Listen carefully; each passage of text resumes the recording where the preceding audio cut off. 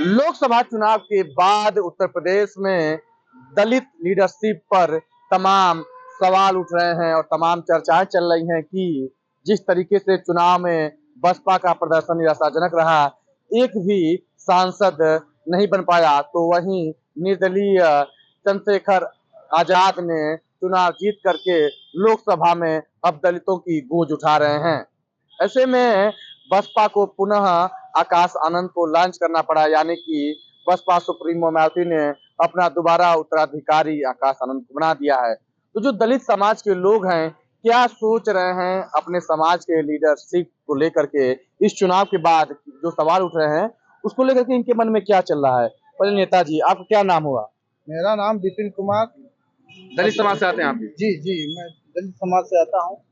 और रही बात दलितों की लीडरशिप की, इसमें मायावती आज की डेट में भी नंबर 1 पर दलितों की लीडरशिप में है और विकल्प में चंद्रशेखर रावण को लोग रख रहे हैं।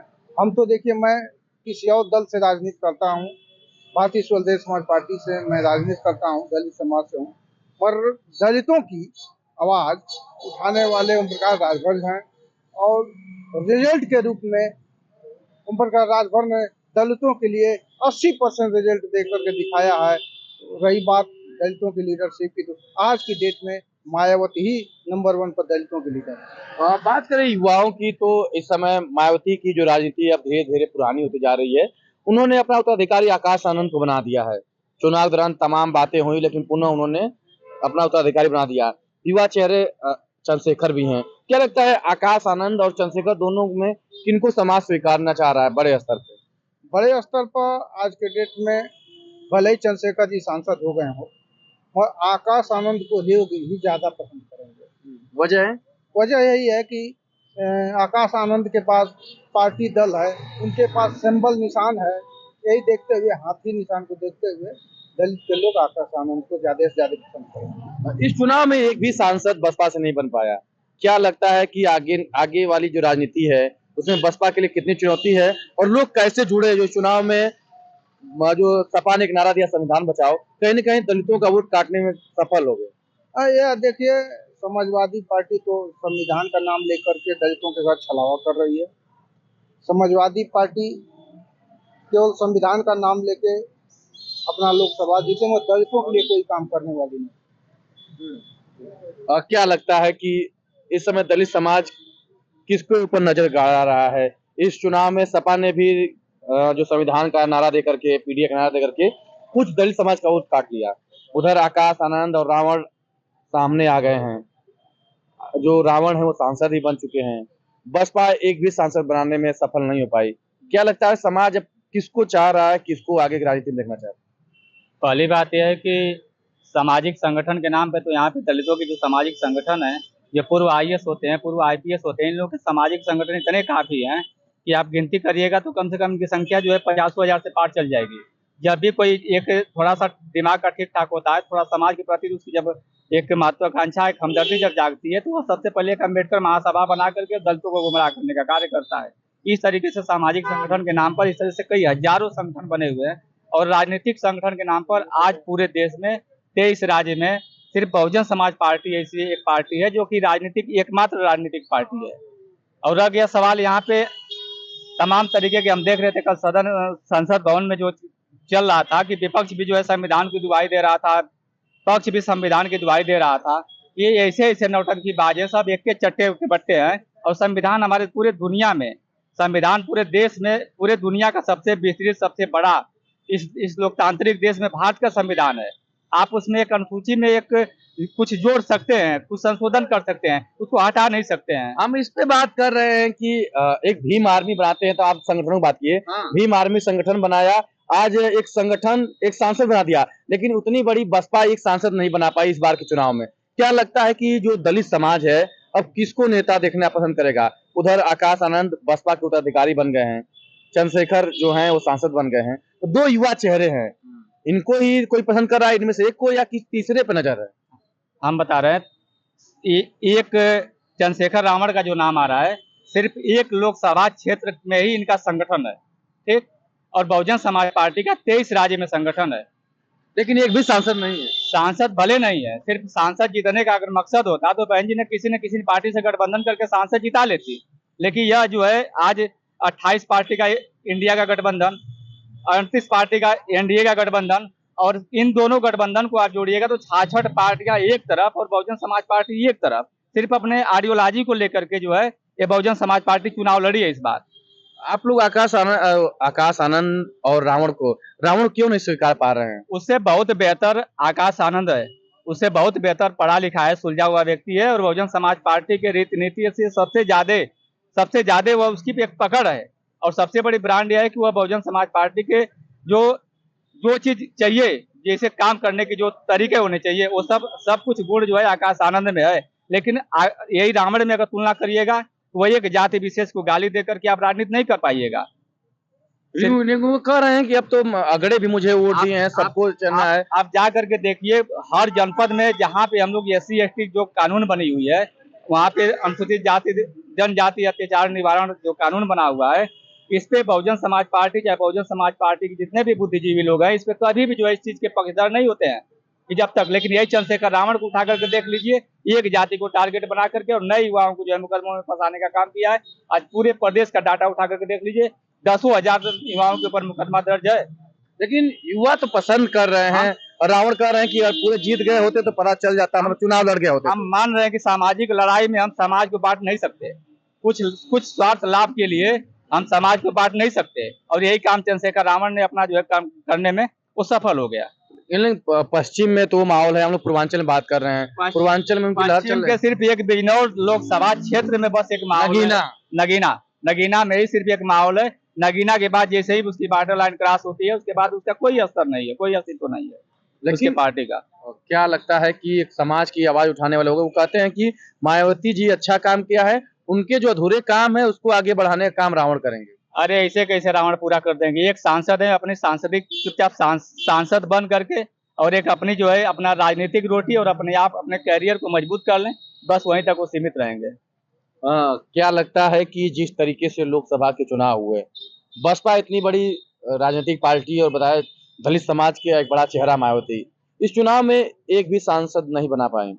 वहीं जो चंद्रशेखर रावण है वह संसद में पहुंच गए हैं और वो बात कर रहे हैं कि जो कांसीराम के मायावती के अधूरे सपने हैं उनको पूरा करेंगे, उन पे काम करेंगे। देखिए, पहले तो आपके चैनल को धन्यवाद।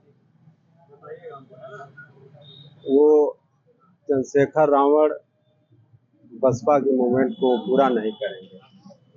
अभी नवयुवा नेता हैं और नवयुवा लड़के उनके साथ लग रहे हैं, और बहुजन समाज पार्टी नहीं है कि वो मिशन है, वह एक मिशन है और मिशन पे पार्टी चल रही है। सीट निकलना नहीं निकलना वो अपने जगह पे है, और इस समाज का जो मिशन है वो मिशन पूरा करने के लिए तैयार है, और ये समाज जो है उनके साथ, बहुजन समाज पार्टी के साथ।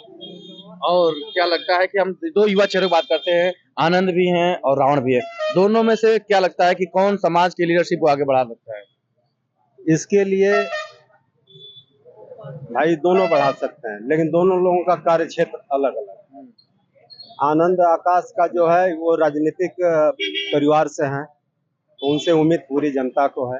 रावण भी अब सांसद बन गए, वो भी चेहरा सांसद बनना अलग बात है, सांसद बनना 5 साल की बात है।